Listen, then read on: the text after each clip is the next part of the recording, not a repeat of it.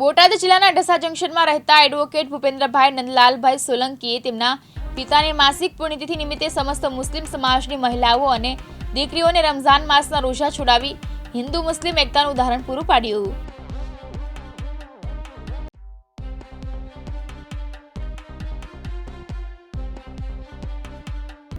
મારું નામ ભૂપેન્દ્રકુમાર નંદલાલભાઈ સોલંકી છે.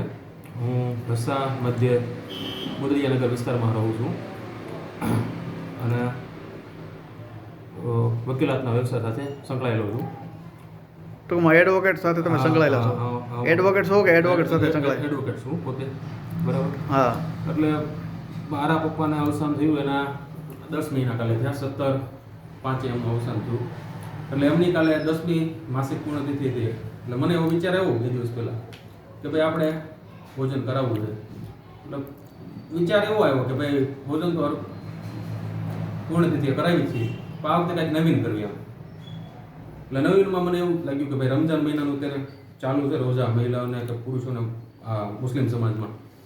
એટલે કીધું કે ભાઈ મસ્જિદે તો પુરુષો જતા જ હોય છે અને એના દરરોજ બધા રોજા છોડાવે, તો મહિલા ઘરમાં રહે છે એમને કોઈ છોડાવતું નથી. એટલે મને એવું દિલથી એવો વિચાર આવ્યો કે ભાઈ આપણે મહિલાને બધાને જેટલા વિસ્તારમાં મહિલા રહી જે રોજા રહેતી બેનું દીકરીઓ એ બધાને સામૂહિક બધા ત્યાં ભેગા કરી અને દૂધ કોલ્ડ ડ્રિંક છે કે ફ્રૂટ છે કે ભાઈ જેનું જમવાનું આવતું હોય એ બધું કરી અને રોજા છોડાવીએ. આવું એક કાર્ય આપણે કર્યું છે.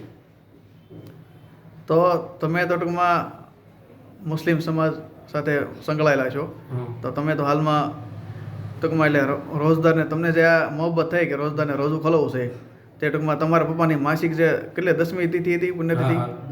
10મી માસિક પુણ્યતિથિ. અને તમે પ્રથમવાર રોજા ખોલાવ્યો કે દર વર્ષે રોજા તમે ખોલાવો છો? દર વર્ષે ખોલાવું છું. મારી બાજુમાં બેન છે, મારા ભાઈ બાંધે છે, ભાઈ બહેનનો નાતો છે મારો, અને ભાણકી છે મુસ્કાન અને નસીમ છે. હા, બરાબર. એમને હર રમજાન મહિના હું છોડાવું છું. પણ આ વખતે મને એવું લાગ્યું કે એને એકના નહીં પણ વિસ્તારમાં સમસ્ત મુસ્લિમ સમાજના મહિલાઓ છે, બેનો દીકરીઓ છે, બધાને.